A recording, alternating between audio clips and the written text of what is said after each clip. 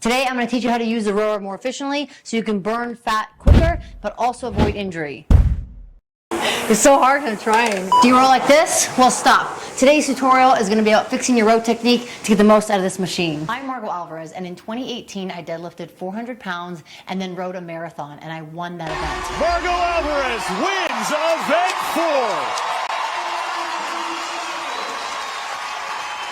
I've spent hours upon hours on this machine, and I've learned a lot of things that can hopefully help benefit you and improve your technique. Along with the tips, I'm going to give you guys 3 workouts you can incorporate into your gym to help you lose fat and row more effectively. First thing you do when you sit on the rower is bring your butt as close as you can to the front edge of the seat. From there, you're going to put your feet on the pedals, and you're going to adjust the foot pedal so that the balls of the feet are on the ridges and the strap is atop the top of the laces. This is going to allow you to get into the catch position. The catch position is when you're in this closed position here, where your knee is over your ankle here, slight space between your heel and the platform, arms are long, torso is hinged forward slightly. From here, you're going to drive with your legs, press your legs into the platform, extend your legs all the way, lean back to the torso, arms are going to come to the 45-degree angle to the side, handle to about your sternum. As soon as the handle gets to your rib cage, you're going to release the hands, hinge back from the hips. Then as soon as you're hinging back from the hips, you're going to bend the knees, coming back to this catch position. From here, you're going to reset and go back to the next pull. So I'm going to do a couple pulls to see what it looks like. Legs, arms, arms, legs. Big leg drive. I relax the arms. My arms are like straps, so I'm holding onto the handle, and I'm driving into the platform, extending my legs and keeping them locked out here. One thing you may note is some people try to feel like they have to reach all the way here. You want to avoid this. Notice how my knees splay to the side. Keep those legs parallel to each other. Think torso to your body. Now, depending on the size of your body positions, everything might look slightly different from me compared to someone that's maybe shorter or taller. So again, big leg drive. Finish with the arms, release and recover. Big leg drive, release, recover. Notice that I'm very adamant about releasing my hands, relaxing them, and then bending my legs.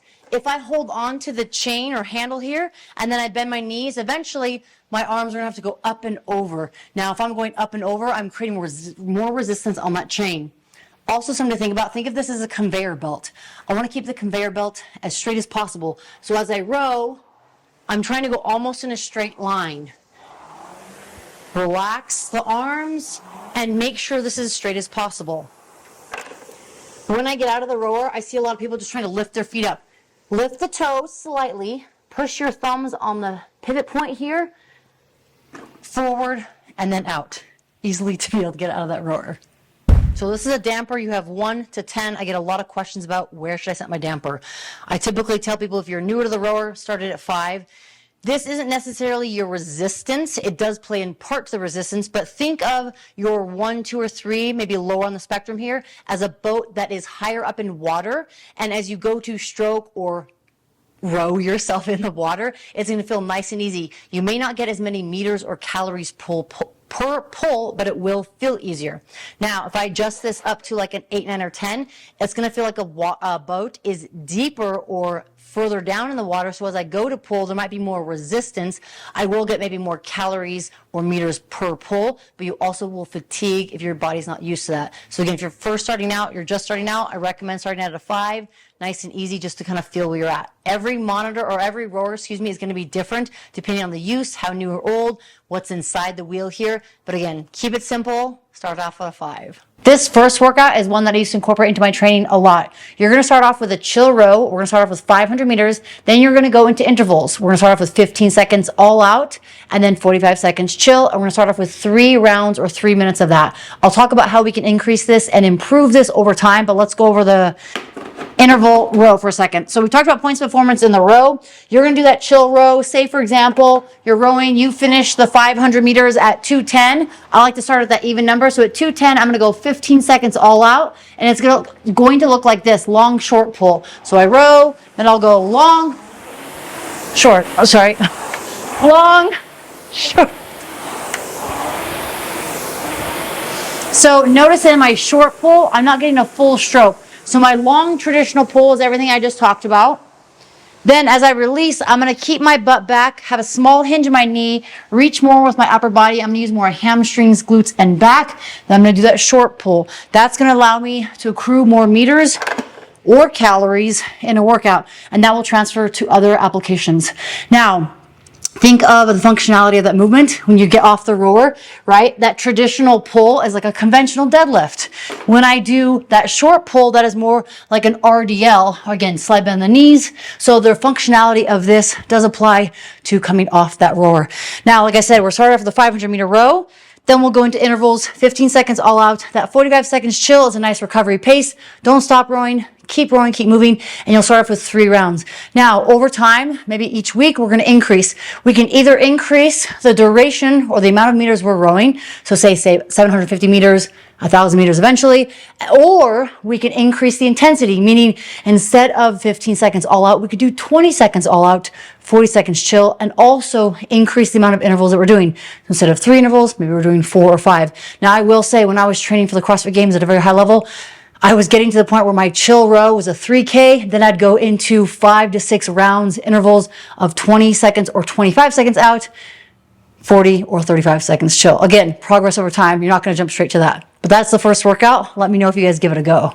This second workout is going to be intervals. So we're going to work and then rest. For that work, we're going to start with 500 meters. We're going to go as hard as fast as possible. So in the previous workout, I talked about doing a long short pull. You can incorporate that into this row, but you'll do your 500 meters as hard as fast as possible. Once I finish, I'm going to pop off the rower and we're going to do 10 burpees over the rower. So I'm going to stay low to the ground, make sure the seat doesn't hit me in the face. I'll do my burpee and then I'm just going to quickly hop over into that next rep. Now, like I said, the intention is hard and fast intervals. We're looking to get the same time frame for the row and the burpees. So say, for example, it takes you 2 minutes and 30 seconds. You want to try to maintain that time frame. If for whatever reason it's 2:30, then it's 3, then it's 3:30, you're going to want to modify. There's 2 ways to modify. 1, increase the amount of rest. Instead of 2 minutes rest, you're going to do 3 minutes rest. Or instead of doing the 4 rounds that we have, you're going to do 3 rounds. So looking at this workout, 500-meter row, 10 burpees over the rower, rest 2 minutes times 4. Like I said, you can modify by increasing the rest, shortening the amount of rounds you're going to do. Also, there's another variation that you need to consider is instead of maybe doing the 10 burpees, maybe you do 6 burpees. You cut those reps down a little bit, but you're looking for intensity. So why intervals? The purpose of intervals is to teach your body to work and then rest and recover. And the intention of keeping that time frame around the same is to see if your body is recovering. And if you're not, that's where you change and you adapt, increase the rest, decrease the rounds, or decrease the rest. It's very important that you add this into your program because it will elicit that neuroendocrine response. So if you're looking to have more of a tone definition, burn fat, and build muscle, intervals are a great implement to have into your training program. This third and final workout is one I used to do a lot, and there's a couple different variations, but it looks like this. You're gonna do 1,000 meters on the rower, then you're gonna come off that rower and you're going to do 30 back squats. Now the RX or pinnacle of this workout is to do 225 pounds for the gentlemen, 135 pounds for the ladies. And the intention is to do those reps unbroken. Now, if you're looking at me like, that's not gonna happen, that's okay. I'm gonna give you guys some variations and places to start. But for 1,000 meters, it should be faster than a chill row that we talked about in the other workouts, but it should be something that you know you can get off the rower and go straight into the squats. Now, if you cannot do that loading that I gave you guys in a second, here's some modifications from the bottom up. Once you finish the row, you are going to come off the rower and you're going to do 30 air squats.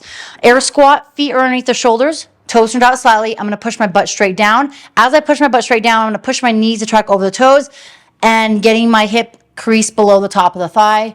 And then I'm going to stand. So from a side profile, also note safety reasons, do not squat with something behind you. I'm just doing this for demonstration purposes. So from the side, I want hip crease below the top of the thigh. This is going to allow me to use more musculature and also promote joint flexibility. 30 air squats as quick as fast as possible. You can modify by even sitting to a bench or box if you don't have that full range of motion. Those feel pretty easy and good. You can grab a dumbbell or kettlebell. If you have 2 dumbbells like so. If you have 1, goblet squat style, same thing. I'll perform those 30 squats. And the intention is to quickly move through those without taking any breaks or rest. If you're new to fitness, maybe you take a break, that's fine. Then from there, you can progress to that barbell back squat. The barbell will be on your back, hands right outside the shoulders. You'll be using a rack from this, so you'll stand up, step away, and you'll perform those 30 squats. If the 135 for ladies is not attainable, modifications would be 75 pounds, 95 pounds, or 115. And then from there, you eventually get to the 135. Again, that's the pinnacle at the top. I used to do this a couple different ways. Like I mentioned before, 1,000 meter row, than the squats. If you want to change it up, here's an extra workout. You could do the 30 squats, then go into the 1,000-meter row. It is a different workout, but it is a great stimulus to train your entire body. Thank you guys so much for watching. I really appreciate it. I would love your support to help grow my channel by sharing this video with someone else that might need some row workouts or need some technique and feedback on the rower. Make sure to check out the other videos here on my channel. Share, like, subscribe, and I look forward to seeing you guys next time.